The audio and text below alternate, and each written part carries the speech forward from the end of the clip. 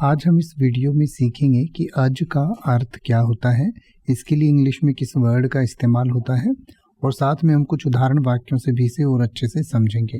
तो सबसे पहले अज का अर्थ समझते हैं। अज को बहुत सारी भाषाओं में इस्तेमाल किया जाता है।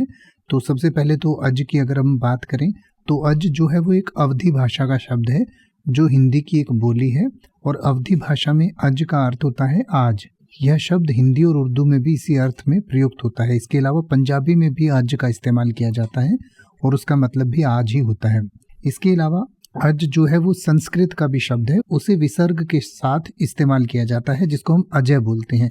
तो अजय का अर्थ होता है जिसका जन्म नहीं हुआ हो या जो अजन्मा हो, यानी कि जो जन्म मरण के बंधन से मुक्त हो या जिसका कभी जन्म नहीं होता, तो उसको हम अजय कहते हैं। इसमें अजय के साथ दो विसर्ग भी लगते हैं, जैसे कि शास्त्रों में भगवान शिव को या देवताओं को अजय कहा गया है, यानी कि जिनका कभी जन्म नहीं होता या जिनकी कभी मृत्यु नहीं होती। तो अज संस्कृत का भी शब्द है, अज पंजाबी का भी शब्द है, अज जो है हिंदी में भी इस्तेमाल होता है जो अवधी भाषा से लिया गया है।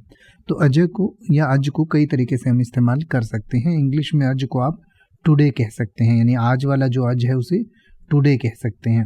और जो अजय वाला अज है उसको विदाउट बर्थ या अनबोर्न कह सकते हैं, यानी कि जिसका जन्म ना हुआ हो।